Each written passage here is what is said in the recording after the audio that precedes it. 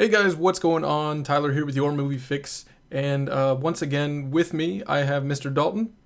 Hey guys, good to be back. And today we have quite a few juicy stories. As always, sorry that we weren't able to get an episode out last week. The cards just weren't in our favor, but we have a lot of really good things to talk about. We're going to be discussing Mel Gibson possibly directing Suicide Squad 2. And the rumors surrounding that Ben Affleck wants out of the role as Batman. We have some Last Jedi set photos and some product photos that are really getting us our first look at Rey, Finn, and Poe again. And we're going to talk about some recent movies and do reviews for Lego Batman and John Wick. So let's get right into it. Starting with this first story, Variety broke the story from Justin Kroll. This is the same guy who broke the story about Ben Affleck no longer directing the Batman.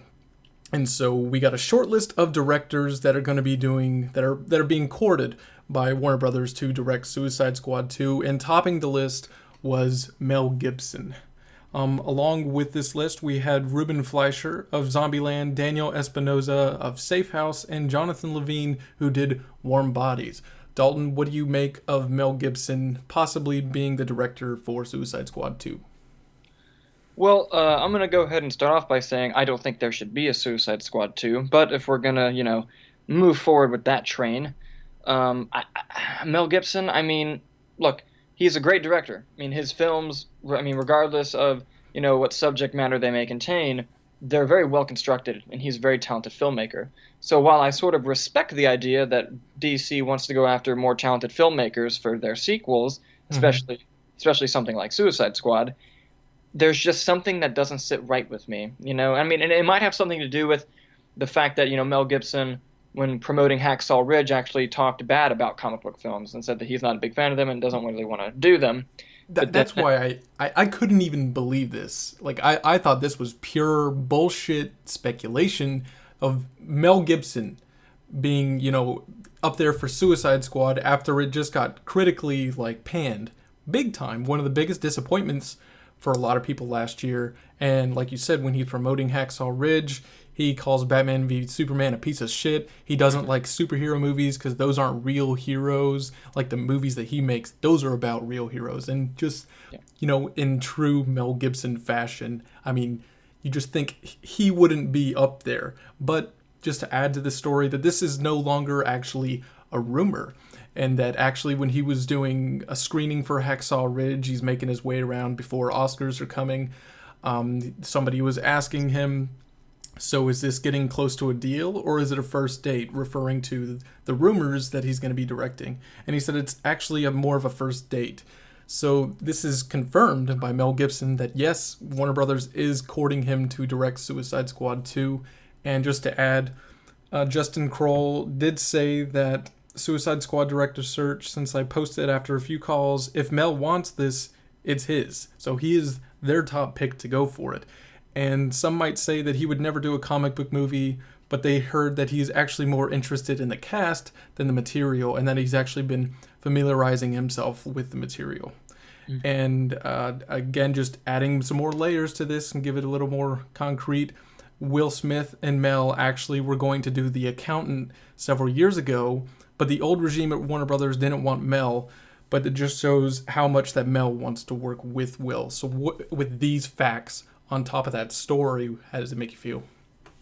Well, yeah, like you said, what Warner Brothers is really putting out there, according to the report, is that, like, if Mel wants it, it's his. And while, like I said earlier, like, yeah, he's a good filmmaker, but at the same time, you also have to look at it, like, let's say he does take this job, right? Mm-hmm. Let's say, all right, it's confirmed, Mel Gibson is directing Suicide Squad 2. One or two things is going to happen. Either one, he makes the movie good, and everyone's happy, life goes on, all smiles and roses. Mm-hmm. Or the movie's very bad, and Mel Gibson becomes Mel Gibson and starts shifting the blame on everybody, says a lot of controversial things, and then things go sour. I Says a don't. couple of bad things about some Jews and goes on with his life. Yeah, it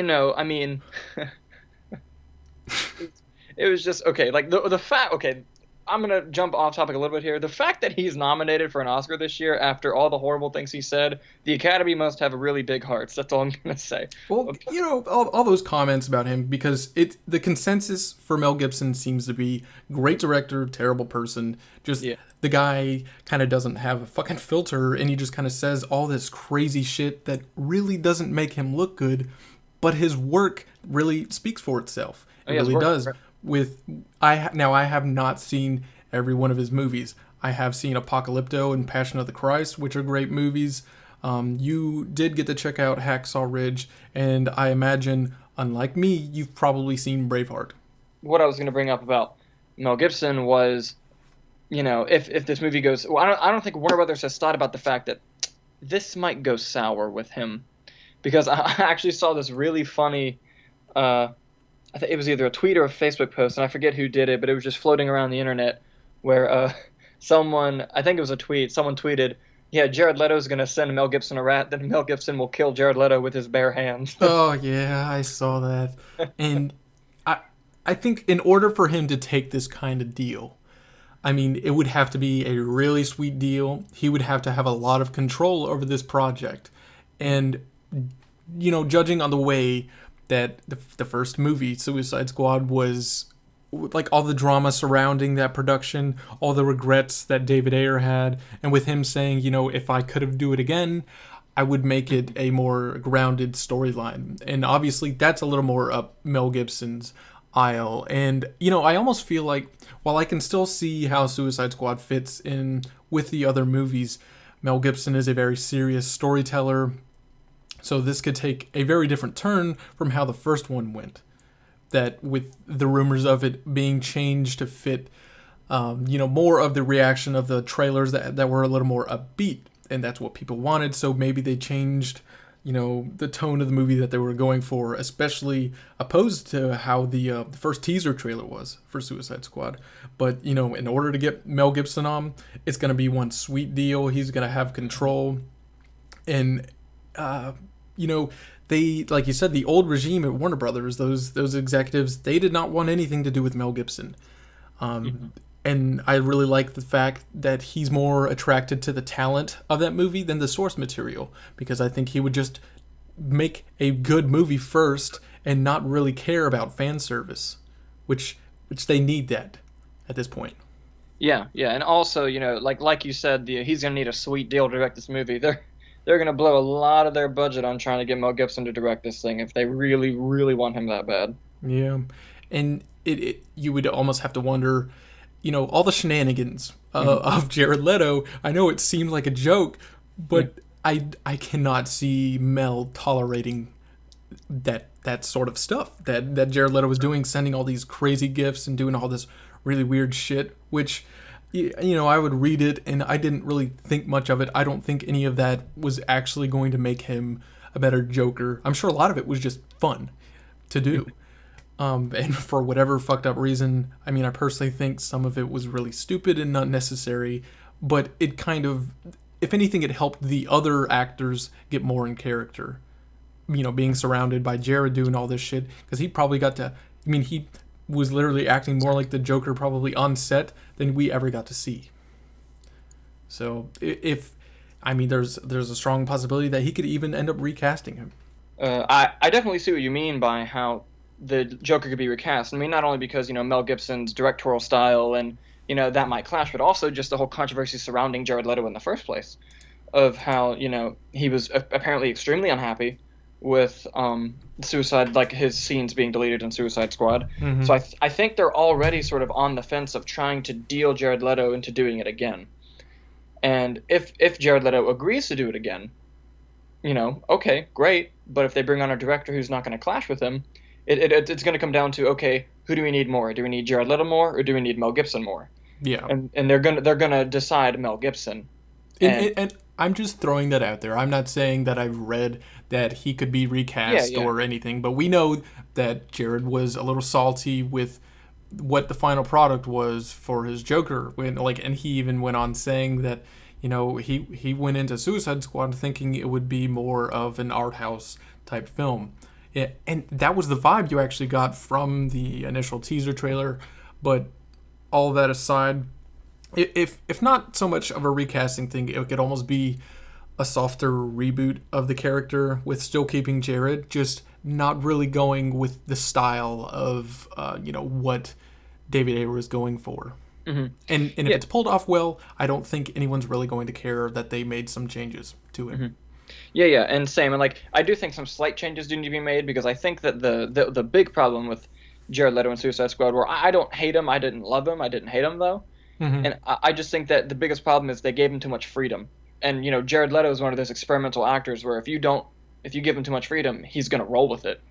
And Yeah. that's exactly what he did. Is he just rolled with it, and I don't think there was someone there telling him like, hey, maybe go try to take it more in this direction. They were just letting him be Jared Leto, and Yeah, and that happens with these actors who are really good with doing an improv of a character, mhm, which sometimes it's for better or for worse. And the same thing happened with Jesse Eisenberg, where he would do take mhm, after take, going off the script and just kind of saying things. And I can see how, as a director, and even people on set, they're probably thinking like, "This is really fucking cool that he's doing that," but it probably does a disservice to the screenplay and the overall movie when they do that. But again, there's plenty of times when it does work out.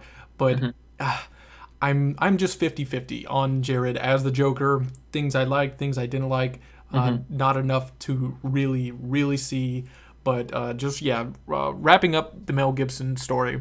Just mhm. another smaller connection that I was reading yesterday. Mel Gibson's brother, he was actually the voice of Captain Boomerang in the Justice League animated series. So Oh, no way. yeah, so there's a couple of strings tying things together, but Mhm, he did say this is more of a first date, and it's not quite a done deal yet. But I find it interesting that if he does actually want it, that it is his. So mhm, moving on to the next story, this is all going to be a rumor. This is not something that's been going around. It started making its way after John Campea of Collider Movie News kind of went on one of his famous rants going on about Ben Affleck wanting to be out as Batman. Now, I don't necessarily take this as he wants out of the Batman movie, but after that, he wants out of the role.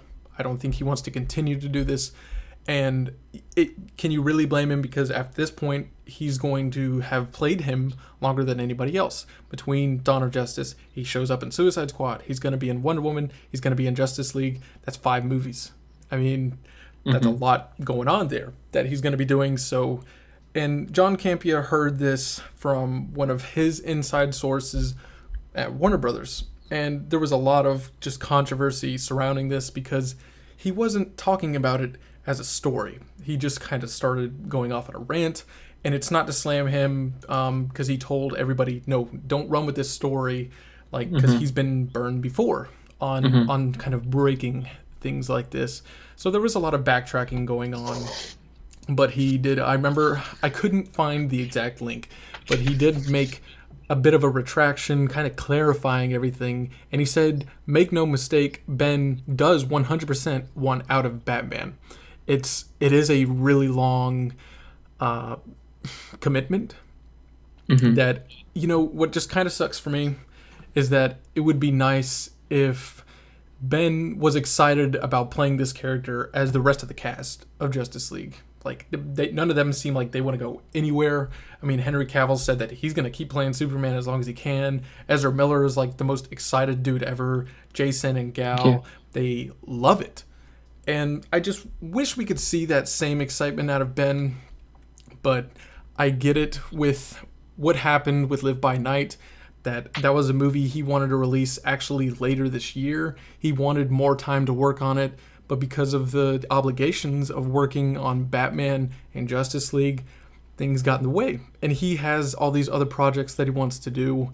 So, what do you make of just this rumor that Ben does want out of Batman? And what do you think it Well, means for the movies? well, if okay, like I'm gonna do a couple scenarios. First one, I'm gonna do worst case scenario. Okay. Worst case scenario, he wants out of the current Batman movie. Again, we're not saying Really any of bad. this is true. Yeah, like that's a very bad scenario. Not only is that a bad scenario for us as fans of Ben Affleck's Batman, it's a bad scenario for Warner Brothers because then they, who already kind of are in the pot of we may not know what we're doing, have to figure out a way to create that movie in the DCEU timeline because they can't cancel it altogether because of all the excitement that surrounds it. Mm-hmm. Even if Ben Affleck leaves. I think due to the contract, he probably can't get out of doing the Batman. Yeah, yeah. But and then now let's do what you brought up, which is a very good point of he wants to do this one maybe and then get out. Mm-hmm. That would be a slightly easier for Warner Brothers to control. Like just from the Warner Brothers standpoint, it's like okay, he can do this Batman. We can either A, kill him, or B, write him out. Yeah. Before we get to that, Mm-hmm. let's talk about how would you keep him? Let's assume that this rumor is true, that he Okay. does want out of the role. So, if you're going to keep him around, obviously the answer wasn't to give him more control of the franchise because he has other projects that he wants to work on, and this obviously has to do with he's aware that people love him as Batman. He knows that people really liked his version of Batman, but the movie itself wasn't good, and that's not good for your reputation as an Oscar-winning screenwriter and director. Yeah. It doesn't do you any good. But winning, like if these movies do well, it can obviously keep him around. If Wonder Woman does really well and it's received well, and if Justice League is received very well, of course he's going to want to stay on. Why wouldn't you? You're in this amazing franchise that everybody now loves. So to keep him around, you don't want to give him more power because that was too much power, is too much responsibility.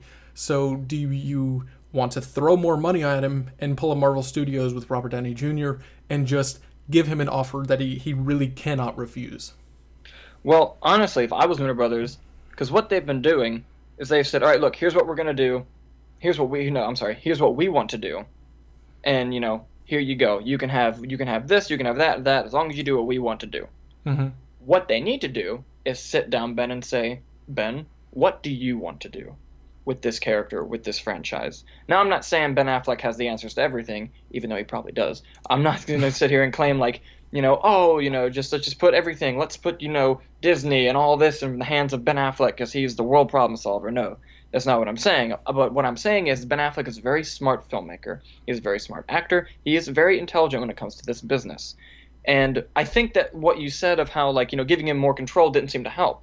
Well, the quote unquote more control was also still like, it's your control, but it's what we want to do. Mm-hmm. And I think that if they just came to Ben and was like, look, we've put a lot of pressure on you, because that's another thing. He was like, especially of the theatrical version, and even in most parts of the Ultimate Cut, no matter what critic said about that movie, at the very end, the last sentence of their thing was, but you know what, Ben Affleck was pretty good. He did really well. For Warner Brothers to have Ben Affleck of like, people really didn't like our product, but you know what, they really liked him. For them to not capitalize on that, and for them to not be like, hey, you know what you're doing here, people really like you, what do you think we should do? Instead, they really just bullied the guy into trying to get him to fit their great plan, which doesn't exist. They have no real plan. So they tried to conform Ben Affleck into what they want, when really they need to, I think, in order for him to really stay on, conform themselves to like Ben Affleck's ideas. I think that what he really wants to do with this character is good for the kid. Like, I believe that he really cares about Batman. But like you said, they messed with Live by Night. They all they wanted was press for Batman, and it made him very angry. It would make anyone angry. And so it's become more of an aggravation to him than a love for the character, which is why not many other people are as happy with it. Would that... Well, the thing is that he can't just up and leave because he can't really burn a big bridge like that with Warner Brothers. Yeah. That's the studio where he's been making all of his movies at, with The Town and Argo and Live by Night. He is one of the Warner Brothers go-to directors and actors. They love to use him. They have a good working relationship with him. So I wouldn't quite say it's career suicide if he was to just not do Batman. Yeah. But the possibility of burning all of those bridges, and then he wouldn't have, the studio that was okay with funding his passion projects, and now he loses that. So I don't quite think that's going to happen. And with what you're saying with the critics, with the one thing that they usually had that was good to say was that Ben was pretty good as Batman. And so I do think you're going to have to throw maybe a little more money at him, but really just time is going to tell.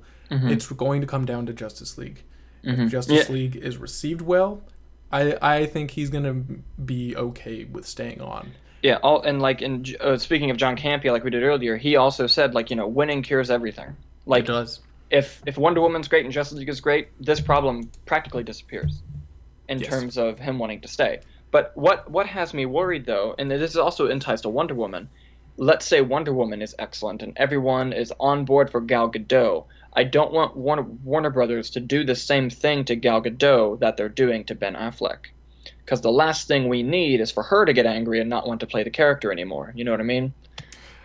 I see that a little harder to happen just because of her being.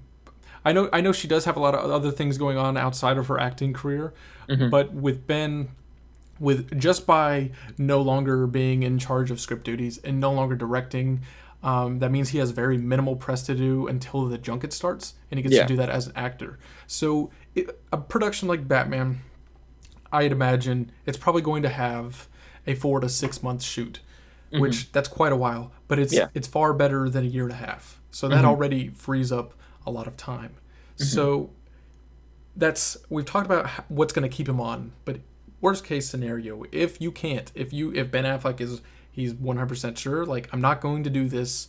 If you cannot keep him on, what's the best option going to be? And this is what really sucks for a lot of the fans, is that for a lot of DC Comics fans, I mean, Ben is the best iteration of Batman that we've got to see. And Yeah. if we can't even get to see him in a solo Batman film, it's really going to suck. So Yeah. out of these three, what do you think is going to be the best choice here out of recasting Batman and Bruce Wayne?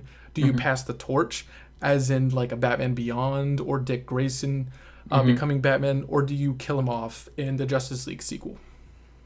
Well, what I wouldn't do of the three options, I wouldn't recast, because even if they keep that same character of Batman, like do like a Ruffalo Ed Norton thing, like even if they did do that, it still wouldn't have the same impact because audiences have really connected with Ben Affleck's Batman. And it wouldn't be quiet like the Ed Norton Yeah. Mark Ruffalo switch, Yeah. because not everyone put it together that Hulk movie was related to Avengers. Yeah. The Hulk isn't Batman, and Yes. Yeah. yes, Good point. the Incredible Hulk didn't make 870 million worldwide. So Yeah. it's a different story with that. But It is, and but of the two options though, if it depends story wise, like if they could come up with a really good story in which they can kill Batman and it inserts the story and everyone's okay with it, then you can do that. But if they can't think of a way to kill Batman, then there should absolutely be a passing of the torch moment. I think the obvious choice would be probably either a Dick Grayson Nightwing or just another Mantle of taking up the cape and cowl. But I think that absolutely should not happen is recast. I do not think you should recast the character. yeah, it's they're walking on eggshells with if he's going to leave. That is definitely going to be a lot of tough decisions that are going to be made. I know these rumors I have a really hard time buying, but with Armie Hammer, more than likely joining DC movies in some kind of fashion. Yeah. You take a guy like Armie Hammer, he's going to be a lead of some kind. Whether it ends up being Green Lantern or some sort of role in the Batman movie. I know him and Joe Manganiello were just trolling the shit out of everyone on Twitter about him maybe playing Green Lantern, and then he's hanging out with Deathstroke in the kitchen doing all this weird stuff. So I don't necessarily think that it's going to be a pass the torch, as in I've seen people speculate that Army's going to be playing Dick Grayson. I don't think that's going to happen. No. And he's way too old to do that. That wouldn't make any sense. But what if you still have Ben in the story, in the way that the Batman film plays out, is that he's talking with perhaps a villain, or he's talking with Alfred, something going on in the now and something going on in the then, where Armie is playing a younger version of Batman within the same movie. So you could possibly have a flashback type of movie, but man, honestly, if you recast, you can continue to have Bruce Wayne Batman. and that's not so terrible. I just think you would it would have to be a very good replacement. Hmm. They would have to do they would have a lot to live up to after Yeah. Ben being Batman, especially with what it looks like we're going to be getting in Justice League. So, or even killing him off, which I almost lean a little more towards that. Hmm. With they've Warner Brothers has been going with Batman as this darling franchise since 1989. Hmm. And even though we went to the dark times in the 90s, Yeah. um, he's still been such a big character. But even amongst DC fans, we see it in all the animated movies. We see it in the shows. There's so many Batman shows, so many Batman animated movies. It's Batman, Batman, Batman. If you Hmm. were to kill him off, then you're actually able to focus on this DCEU and Hmm. go on with these other characters. Continue on with Green Lantern, Wonder Woman, Superman, Flash, these other awesome characters that aren't Batman. Because I have a feeling that Aquaman and Flash are really going to take off, and those could end up being very popular franchises in their own right, similar to Captain America and Iron Man. Like Hmm. they, I don't consider them C or even D-listers. I mean, they're A-list characters. I don't care what people say, just because they're not the Just Hulk or because Wolverine. just because they weren't Spider-Man doesn't mean they're not Exactly. A-list. So, but people are interested. Doctor Strange, Ant-Man, those movies do fine because they're good Hmm. characters.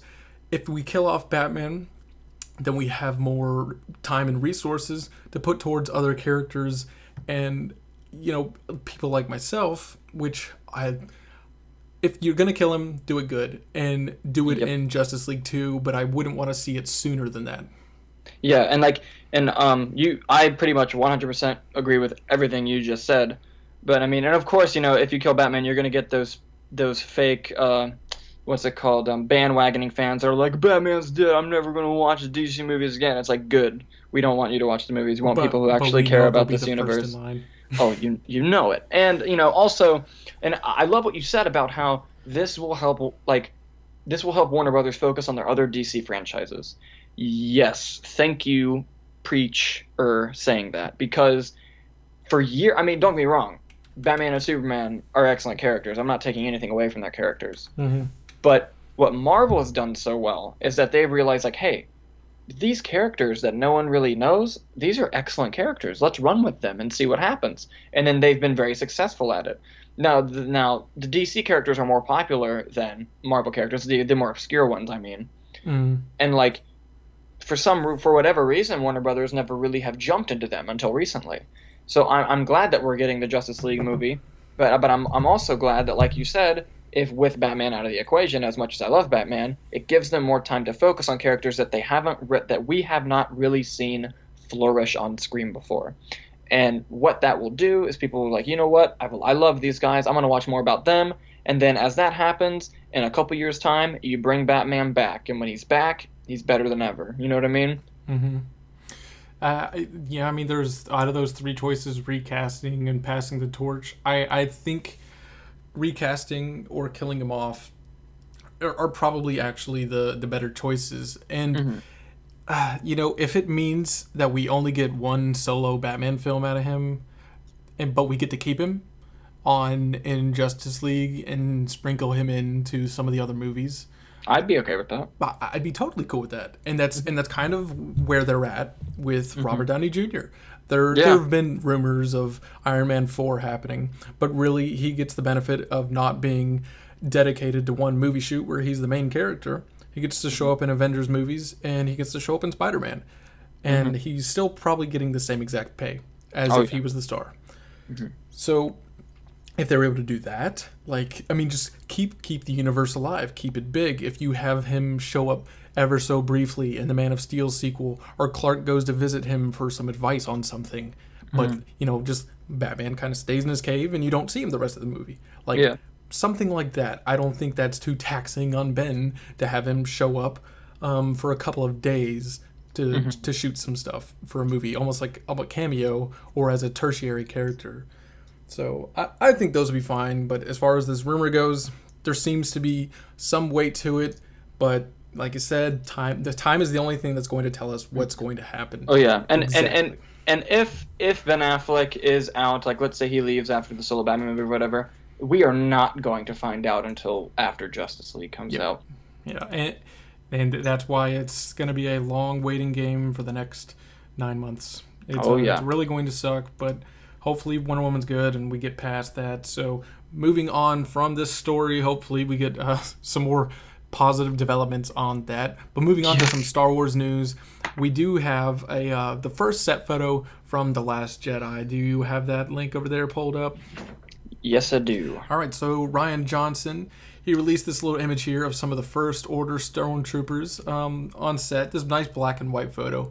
And, nothing too much going on here, just some guys in stormtrooper suits on the set. What I actually like so much about this is, like, the really old film grain look.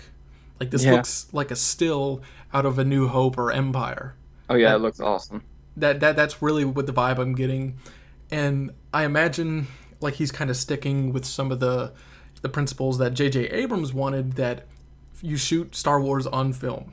Mm-hmm. And I know there's a really big debate, among filmmakers of digital versus film, but there are plenty that are moving on to digital. But it's more of retaining the spirit of Star Wars to shoot on film more than anything. Which I don't think there's really too many issues with shooting digital, because if you shoot digital, you have full manipulation of the entire image. You can do whatever you want, and you can make it look just like film. I mean, you really can. You look at George Miller, a very traditional director. He has no problem shooting on digital. So there's directors moving that way, but just I do believe that this is being shot on film. But just this photo, I really like seeing this here. It reminds me of that first shot that we got of the stormtroopers in the Force Awakens teaser, of them on that shuttle with the lights flickering and everything. Oh yeah.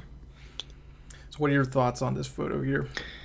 I love this photo. I think that it really, like, it just, anything that the thing about the Star Wars franchise is they don't have to give anything away. They can just show us photos like this and we're going to lose our minds with how excited we are. And and just speaking just in terms of the photograph, it's a beautiful photograph. Even if you take the Star Wars like the Star Wars-y things out of it, it's a beautiful looking photograph, just the way it's set up and the way the angle is. It looks great. Looks like an old Polaroid. Yeah, it does. And like you said, it looks grainy. It looks like they're going back to the roots of, what A New Hope looked like again, which is one thing I loved about The Force Awakens. Mm-hmm. Now, you brought up something interesting about the film versus digital thing. A lot of people really don't remember. In 2013, I think it was 2013, film was dead. Like Kodak went out of, filed for bankruptcy. And a lot of people thought, no more film, we're going to digital. But then a group of filmmakers came together, like JJ, Nolan, especially Nolan. Nolan refuses to shoot digitally. Tarantino too, and they were like, no, we're going to save film. And they got back, and now Kodak is running again. I do believe Kodak are the only ones who manufacture film for shooting blockbuster movies, or major motion films. Mm-hmm. So it was dead at that one point. So it's nice to kind of see it retain there, but its days are numbered. Mm. But yeah, and the thing that's so ironic about the whole thing with Star Wars is we're all very excited about how they're bringing back film and how it's like, oh, it looks so great, like it's shot back on film again. But yet, and when Phantom Menace came out in '99, people were freaking out like, yo, Star Wars Phantom Menace is the first movie to be shot entirely digitally. What? That's crazy. Yeah. And then it's just like we keep just going back and forth with Star Wars, like reinventing and just revigorating new and old techniques. And it's amazing of not only just culturally and successfully how well that franchise is, but just also technically, just how they take advantage of everything is just outstanding. Yeah, clearly shooting on digital was why the film was bad. Yes, that is the only possible explanation. I enjoy the Phantom Menace. I think it has some redeeming qualities, but also continuing with some of this Last Jedi news, Force Friday is going to be happening. Force Friday, which is the big merchandising event for Star Wars. They launched that. This is where all the products come out for the movie, all the toys, all the Black Series figures, the helmets, the lightsabers. This was a ginormous event last year, yielded I think $2 billion in just merchandising sales. I mean, it was quite insane. So now we have a look at some of the product packaging for The Last Jedi. and we get a look at Poe, Finn, and Rey. And it's important to remember that this movie doesn't have a time gap. This is taking place immediately after The Force Awakens, and this is coming from Jimmy Pitaro, the chairman of Disney Consumer Products. He had this to say with the image that was released. The first Star Wars Force Friday event was truly unique, uniting fans across 5 continents in an unprecedented global live unboxing event ahead of thousands of midnight openings in retail. I mean, it's the Black Friday for Star Wars fans. Yeah. And he continued with, "We're excited to confirm that Star Wars Force Friday is back for The Last Jedi. Plans for this year's worldwide event are top secret, but expect something befitting the excitement around the next episode of the Star Wars saga." So, to me, this kind of sounds like we're probably going to get a trailer drop on Force Friday.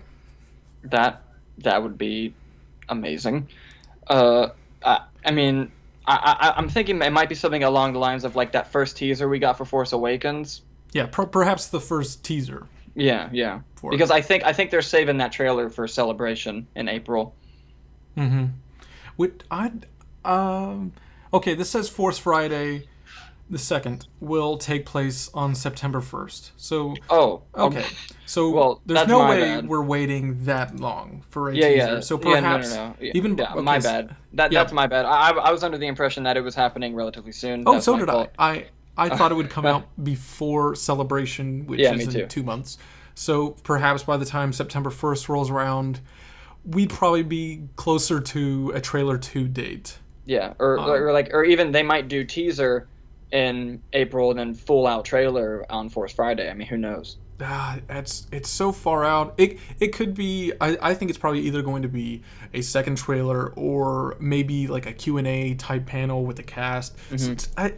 Or like a behind the scenes reel. Maybe. Yeah. It says just expect something befitting the excitement around the next episode. To me, it just sounds like new footage. That's the only thing that could rival, with Force Friday. You're already releasing all these toys and everything. So what else could they, have up their sleeve? It could. I think this is going to happen at Celebration.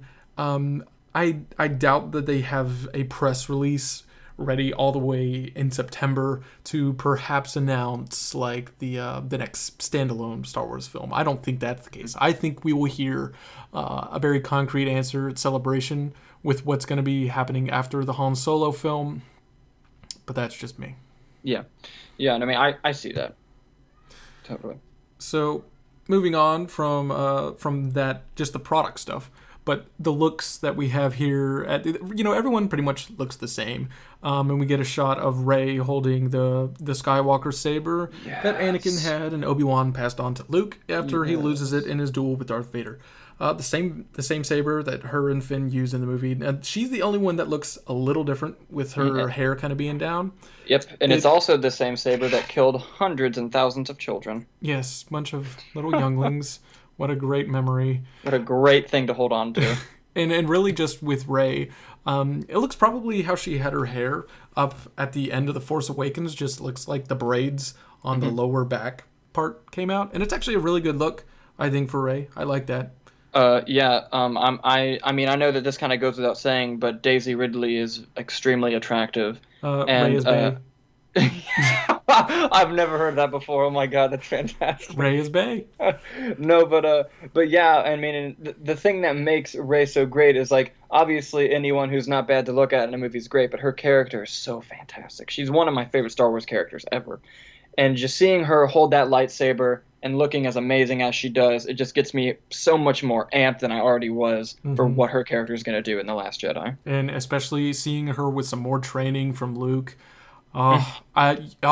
Just thinking about it, if we could get like a Luke and Rey versus Kylo Ren at the same time, that would just be insane. Because or perhaps a fight going on with while Luke is taking on Kylo Ren, maybe she's taking on the Knights of Ren, or just the possibilities are endless. But Poe and Finn look relatively the same. Yeah. If anything, Finn looks like he's perhaps wearing the shirt that he was wearing when he laid down on by the medical droid and everything. So that's what I'm mostly curious about, is how Finn is going to continue to kind of fit in. And perhaps it'll kind of be like a Han Solo thing with, yeah, he was just a smuggler. He didn't really have anything to do with the rebellion, but after he, helped out because, he's a defected stormtrooper, he's not Hmm. really a member of the, no, not the Alliance. The Resistance. Yes, the Resistance. They, So we'll probably see him make his way up in the ranks and actually be a member of the Resistance in this film, and hmm hopefully get some more Poe. And I am with Oscar Isaac in that.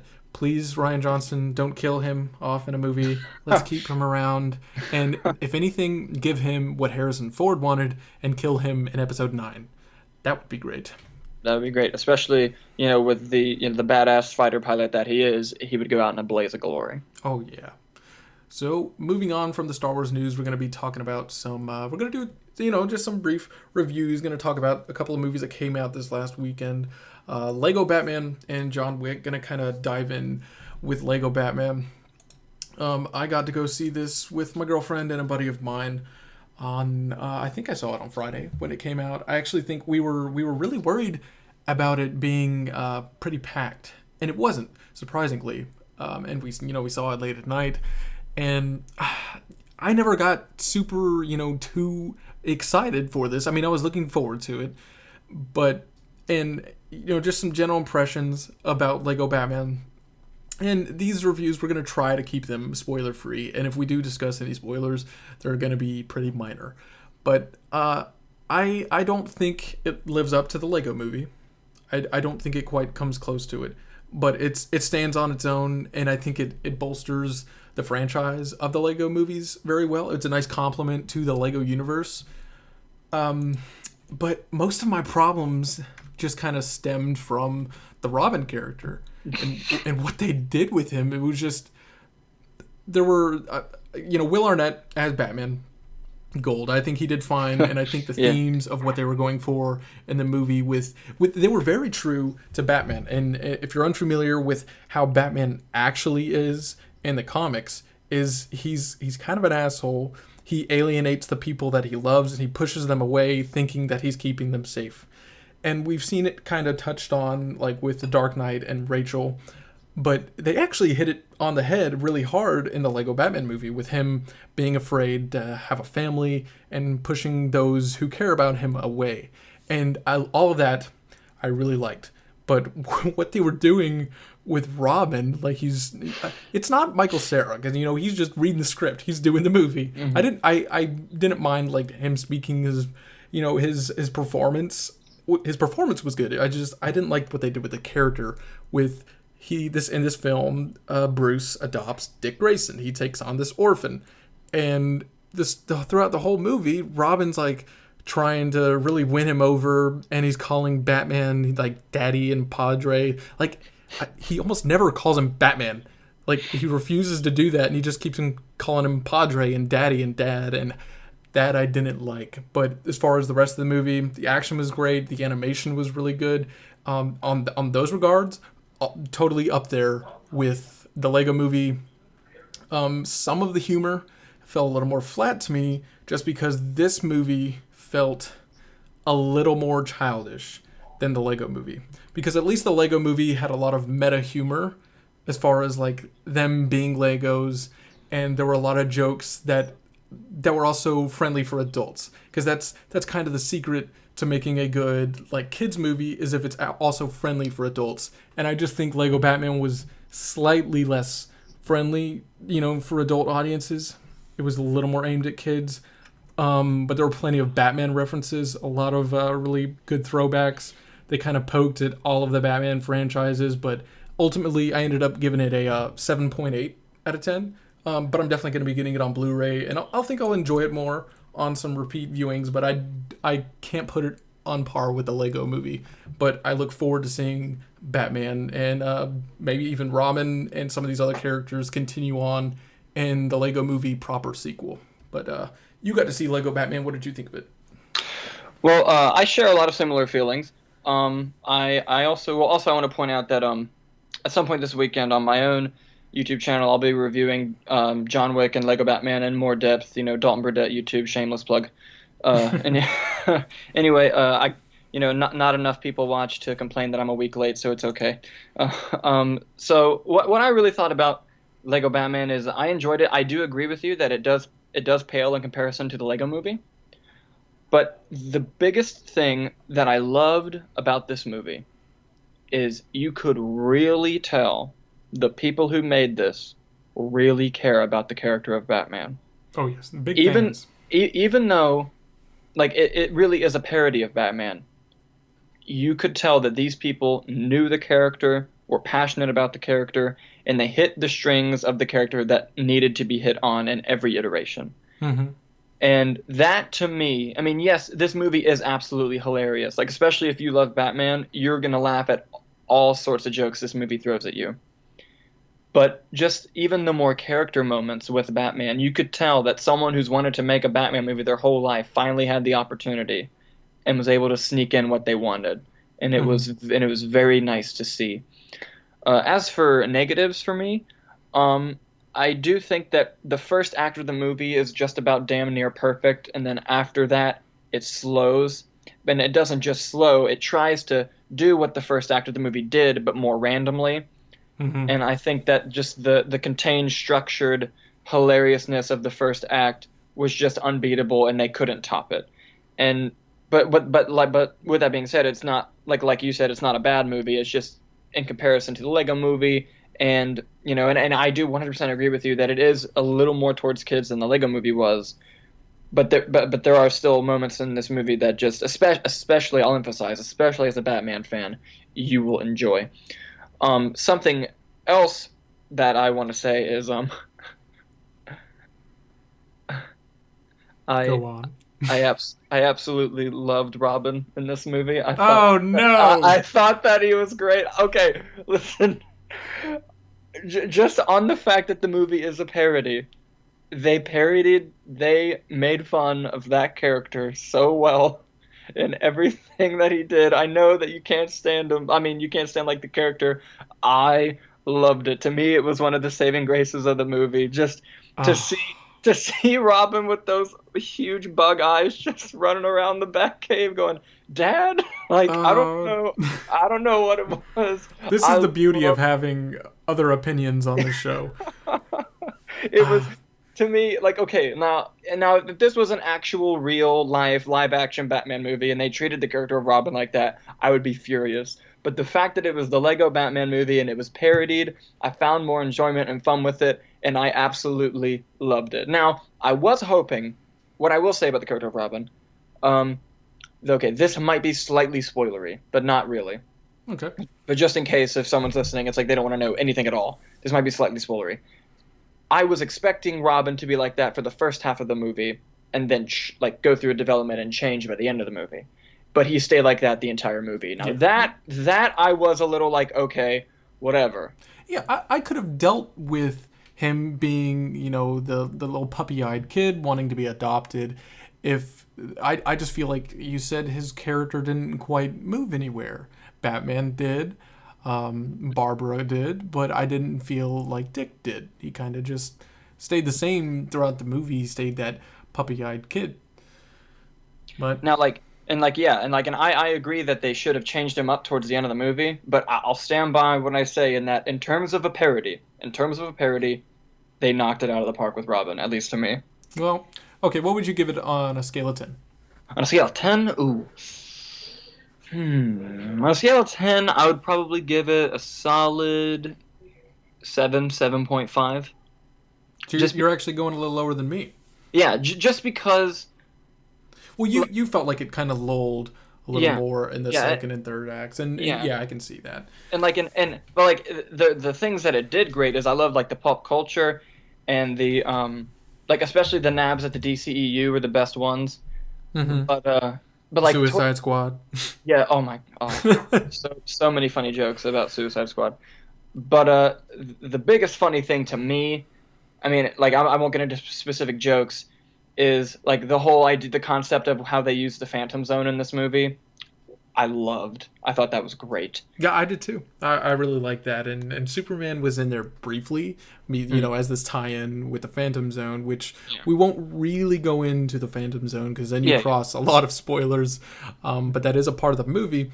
I couldn't like I was trying to look for the other nods to the Lego Movie, and I couldn't tell was Channing Tatum voicing Superman in this? Yeah, he was. He was okay. It was he was too in there briefly for me to really tell what was going on. But I liked the franchise building that they did Oh and yeah, kind they of did. kind of opening these other doors without giving spoilers to the kind of Lego Dimensions Hmm. idea stuff that you kind of see in the Lego Movie because it's a more general Lego universe with things bleeding over, and there is some cross franchise stuff that happens in this, which is great, and I think they pulled that off really well.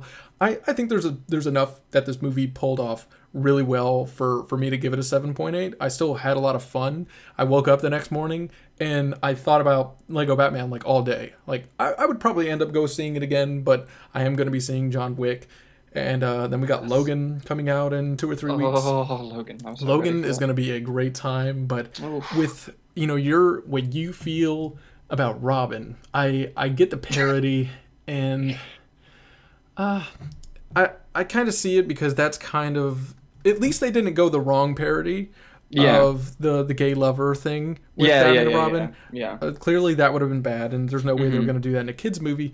But Yeah. I feel like everyone in this film, from Batman to Alfred to Commissioner Gordon, I feel like everyone.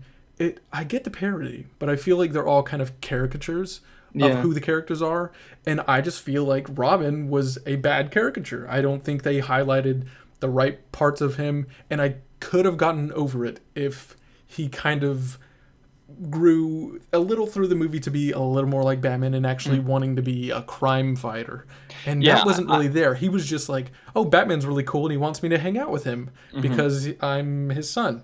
There wasn't like that I want to fight crime with him. Like he didn't have any reason. Hmm. They totally glanced over the fact that Dick Grayson's kid or his parents were a victim of crime and they were killed. Hmm. Like they just kind of mentioned it, but it didn't really have anything to do with who Robin was. Yeah. It just bugged me too much. I thought he was a bad caricature of Robin. Mhm. Yeah, and I agree with you there, and I also agree. Like I loved the character of Robin in the movie, and I still agree that he should have gone through more development by the end of the film. But something else that I kind of just thought of is now that I think about it, Robin I think was that character that was supposed to be the identifying character for all the little kids in the movie. The way Yeah. and that's not an excuse, but I'm just saying like every kid walked into that movie like Batman's so cool, I love Batman, and so I think that they were trying to sort of put the kid in Robin in that Yeah. movie, but I do agree, like, and again I'll say if this was an actual Batman movie and they treated Robin like this, I would be rioting in the streets with everyone else. But just to me, on a pure level of parody, I enjoyed it. Yeah. And I mentioned this in my review on Instagram that I don't want to keep going on about the Robin thing, but it was the thorn in my side that I felt like the Lego Batman games, they're also kind of a parody of Batman, and Hmm. not to the extent that Batman's like a funny character in those games, but I thought they got Robin right in that he's still a parody of the character, and that he's very aware of his role, that he is the sidekick to Batman. He's kind of like goofy in that he'll like he's just a little clumsy. He'll make mistakes, but he's still Robin. He still kicks ass and saves the day. But Hmm. that's not quite what we got. Now, I didn't get to see John Wick, but you did. John Wick Ooh, Chapter 2. I'm ooh, yes, really, I really did. looking forward to it. So just, we're running out of time here, but we got about 5 minutes. If you want to give me some general thoughts on the movie, some All right. positives, negatives, and a Uh, score out of 10. I will make it quick. So, John Wick Chapter 2. If you loved the first John Wick movie, you'll love this movie. If you hated the first John Wick movie, first of all, there's something wrong with you. Secondly, I personally think you'll still enjoy this movie. This movie, okay, as a movie as a whole, I personally still like the first John Wick better. Okay. Just because John Wick was more of a surprise sleeper hit, and that we really didn't expect what was going to like what to expect out of that movie, and it just surprised the hell out of everyone, and that kind of helps its value. Mm-hmm. John Wick Chapter 2, something that both of those movies do well is its world building. And John Wick Chapter 2 continues its excellent world building with like the Society of Assassins. Hmm. And what I will say, okay, at the question everyone's mind, like the action, how's the action?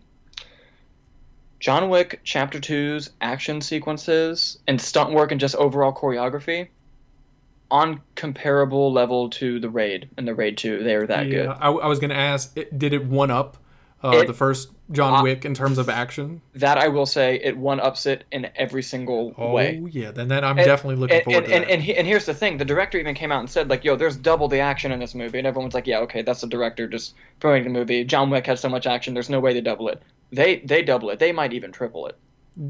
As And long as did the action drive the story? yes, like there was no something that the movie did that was great. Is I was afraid it was going to end up like the Taken franchise, which I will joke about when I video review the movie. Hmm. Is I thought that they were going to have some stupid writing reason as to why John Wick is back and doing what he's doing.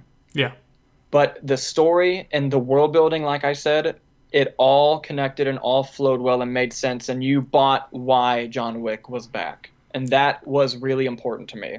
And they did a very good job with it. More importantly, do you feel like, I know he's been doing some work since, definitely, but do you feel like Keanu Reeves is definitely back now since basically The Matrix? Yes, yes, especially not only because he does a lot of his own stunts in this movie, Hmm. but what really helped was that video that surfaced of him online when he's at like the I forget what kind of gun range it was or training facility, but have you seen that video of him just like shooting the targets and stuff for Going real? like full John Wick and Neo. Yeah, He is the it's chosen insane. Yeah, he is. He truly is. one. Yeah. Did you have any negatives about the film?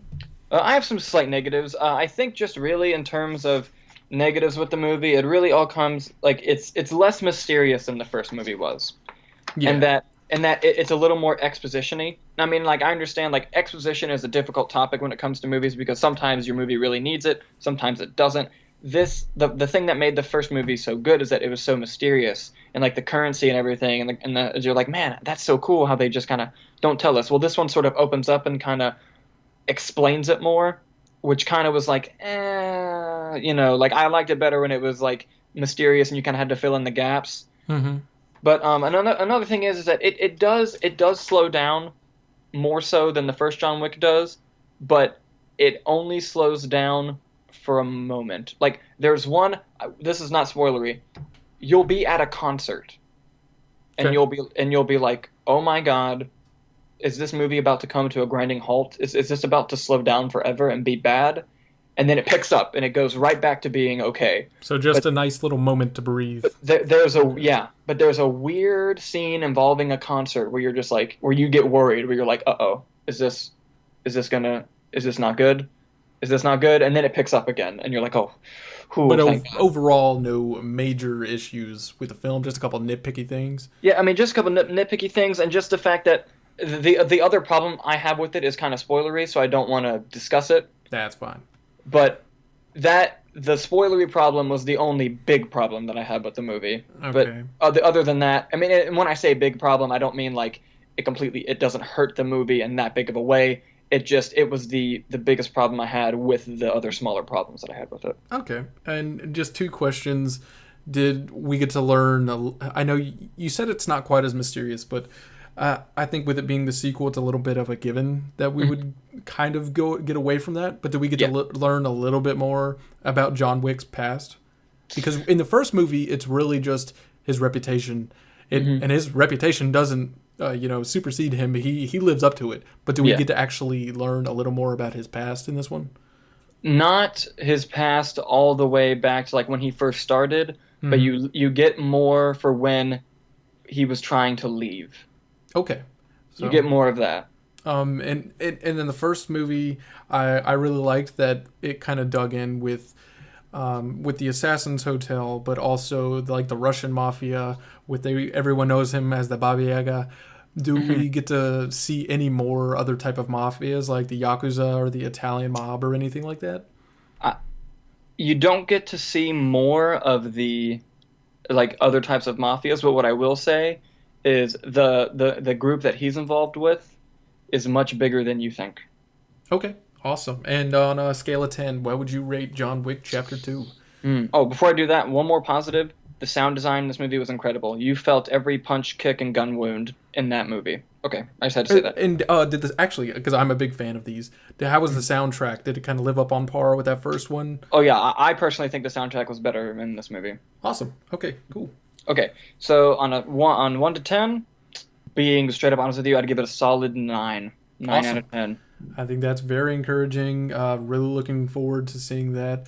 And today, guys, that is going to wrap up episode 2 of Your Movie Fix. Leave your thoughts down below. What do you make of Mel Gibson joining in on Suicide Squad and, all these things leading up that it's probably going to happen? And also, what do you think of Ben Affleck leaving as Batman? What do you think is the best choice here if you can't keep him on? Do we recast him? Do we pass the torch? Or do we kill him off?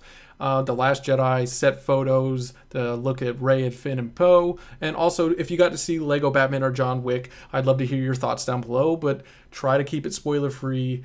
As always, thank you for joining us. I'm Tyler, and this guy with me here. This guy with him here is Dalton, and it was awesome to be back for the second episode. I'm very awkward, and I apologize. It's all good. We'll work on that part. But hopefully we'll be back around the same time next week, in the middle of the week. And thanks for joining us, guys, and we'll see you on the next episode.